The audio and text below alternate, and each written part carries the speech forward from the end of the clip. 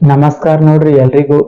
ಮುಂದಿನ ಮ್ಯಾಚ್ ಏನ್ ಭಾರಿ ಐತ್ರಿ. WPL 9ನೇ ಮ್ಯಾಚ್ RCB ಮತ್ತು ಗುಜರಾತ್ ತಂಡಗಳ ನಡುವೆ ನಡೀತ್ ನೋಡ್ರಿ. ಈ ಮ್ಯಾಚ್ ಬೆಂಕಿ ಬಬಲದಿ ಆಗೈತಿ ನೋಡ್ರಿ. ಎಸ್ ಹೌದ್ರಿ. ಯಾಕಪ್ಪ ಅಂತಂದ್ರ ಒಂದು ಹಂತದಾಗ RCB ತಂಡ ಏನ್ ಮಾಡೈತ್ರಿ, 5.3 ಓವರ್ಗಳಲ್ಲಿ ಕೇವಲ 43 ರನ್ಗಳಿಗೆ 4 ವಿಕೆಟ್ ಕಳೆದುಕೊಂಡು ತುಂಬಾನೇ ಸಂಕಷ್ಟದಾಗಿತ್ರಿ. ಈ ಹಂತದಲ್ಲಿ ಜೊತೆ ಆದವ್ರು ನೋಡ್ರಿ ನಮ್ಮ ರಾಧಾ ಯಾದವ್ ಮತ್ತು ರಿಚಾ ಘೋಷ್ ಅವರು. ಎಸ್ ಹೌದ್ರಿ. ಈ ಇಬ್ಬರು RCB ತಂಡದ ಆಟಗಾರ್ತಿಯರು ಅತ್ಯದ್ಭುತವಾದ ಬ್ಯಾಟಿಂಗ್ ಮಾಡಿದ್ರು ನೋಡ್ರಿ. ಅದು ಬೆಂಕಿ ಆಗೈತಿ ನೋಡ್ರಿ ಅವ್ರ ಬ್ಯಾಟಿಂಗ್. ಅದು ಅಂತೂ ಕೇಳ್ರಿ, ಇದೇ ಮೊದಲನೇ ಬಾರಿಗೆ ರಾಧಾ ಯಾದವ್ ಅವರು ಅರ್ಧ ಶತಕದ ಗಡಿ ದಾಟ್ಯಾರ ನೋಡ್ರಿ. ಅದು WPL ನಲ್ಲಿ. ಈ ಹಿಂದೆ ರಾಧಾ ಯಾದವ್ ಅವರ WPL ನಲ್ಲಿ ಗರಿಷ್ಠ ಮೊತ್ತ ಎಷ್ಟು ಅಂದ್ರೆ ಬರೀ 29 ಆಗಿತ್ತು ನೋಡ್ರಿ. ಆದರೆ ಈ ಪಂದ್ಯದಲ್ಲಿ ಅವರು ತುಂಬಾನೇ ಅದ್ಭುತವಾಗಿ ಮತ್ತು ಸೊಗಸಾಗಿ ಬ್ಯಾಟಿಂಗ್ ಮಾಡಿದ್ರು ನೋಡ್ರಿ. ಹಿಂಗಾಗಿ ಏನ್ ಮಾಡ್ತ್ರಿ, RCB ತಂಡ ಬೃಹತ್ ಮೊತ್ತವನ್ನು ಕಲೆ ಹಾಕೈತಿ ನೋಡ್ರಿ. ಎಸ್ ಹೌದ್ರಿ. ಯಾಕಪ್ಪ ಅಂತಂದ್ರ ಕೇವಲ 5.3 ಓವರ್ಗಳಲ್ಲಿ 43 ರನ್ಗಳಿಗೆ 4 ವಿಕೆಟ್ ಕಳೆದುಕೊಂಡು ಸಂಕಷ್ಟದಾಗಿದ್ ನೋಡ್ರಿ.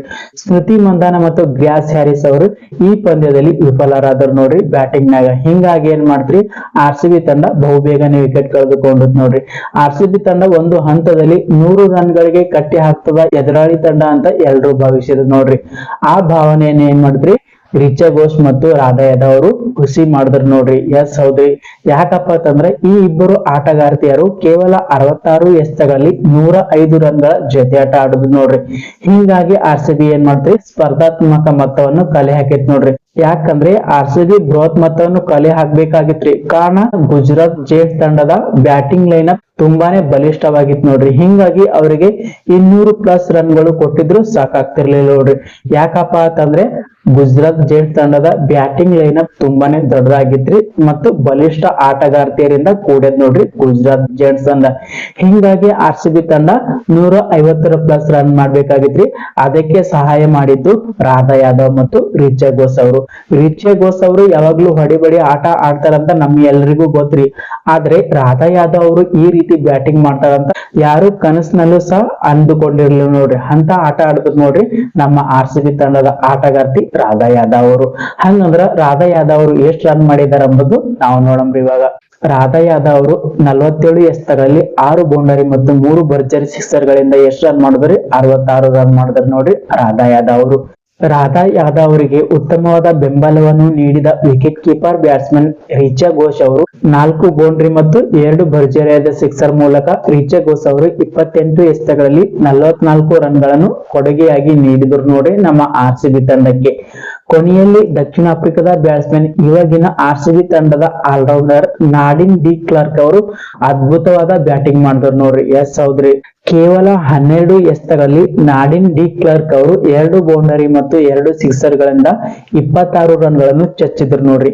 ಈ ಮೂವರು ಬ್ಯಾಟ್ಸ್ಮನ್ ಗಳು ಅಂದರೆ ರಾಧಾ ಯಾದವ್, ರಿಚಾ ಘೋಷ್ ಮತ್ತು ನಾಡಿನ್ ಡಿ ಕ್ಲಾರ್ಕ್ ಅವರ ಅದ್ಭುತವಾದ ಬ್ಯಾಟಿಂಗ್ ನೆರವಿನಿಂದ RCB ತಂಡ ಏನ್ ಮಾಡಿದ್ರಿ, ತನ್ನ 20 ಓವರ್ಗಳಲ್ಲಿ 7 ವಿಕೆಟ್ ಕಳೆದುಕೊಂಡು 182 ರನ್ಗಳ ಸ್ಪರ್ಧಾತ್ಮಕ ಮೊತ್ತವನ್ನು ಕಲೆ ಹಾಕುತ್ತೆ ನೋಡ್ರಿ.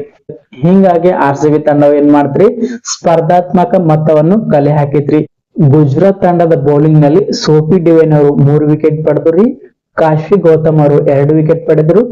ಜಾರ್ಜಿಯಾ ವೇರಮ್ ಅವರು 1 ವಿಕೆಟ್ ಪಡೆದ್ರು. ರೇಣುಕಾ ಠಾಕೂರ್ ಸಿಂಗ್ ಅವರು ಸಹ 1 ವಿಕೆಟ್ ಪಡೆದ್ರು ನೋಡ್ರಿ. ಇವಾಗ ನಾವು ನೋಡಮ್ರಿ, 183 ರನ್ಗಳ ಟಾರ್ಗೆಟ್ ಗುರಿಯನ್ನು ಬೆನ್ನು ಹತ್ತಿದ ಗುಜರಾತ್ ಜೇಂಟ್ಸ್ ತಂಡ ಯಾವ ರೀತಿ ಆಡ್ತಾ ಎಂಬುದನ್ರಿ.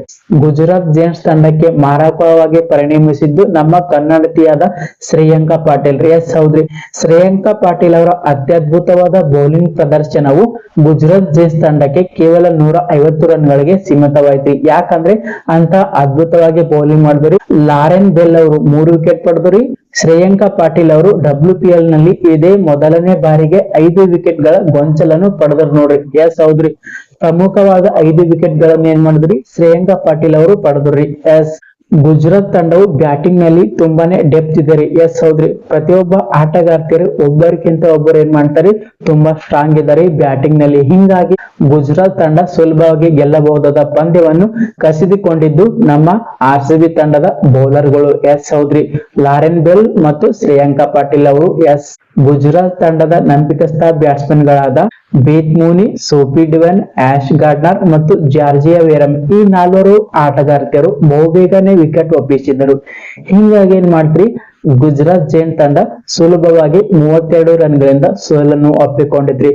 ಗುಜರಾತ್ ಜೈಂಟ್ಸ್ ತಂಡವು ಸುಲಭವಾಗಿ ಸೋಲನ್ನು ಒಪ್ಪಿಕೊಳ್ಳಲು ಕಾರಣ RCB ತಂಡದ ಬೌಲಿಂಗ್ ಪ್ರದರ್ಶನ ಅತ್ಯದ್ಭುತವಾಗಿದ್ರು. ಅದರಲ್ಲಿ ನಮ್ಮ ಕರ್ನಾಟಕದ ಶ್ರೇಯಾಂಕ ಪಾಟೀಲ್ ಅವರ ಬೌಲಿಂಗ್ ಅಂತೂ ಕೇಳಲೇಬೇಡ್ರಿ, ಅಂತ ಪರಿ ಬೌಲಿಂಗ್ ಮಾಡ್ಯಾರ ನೋಡ್ರಿ, ಬೆಂಕಿ ಕಾರುವಂತ ಬೌಲಿಂಗ್ ರೀ.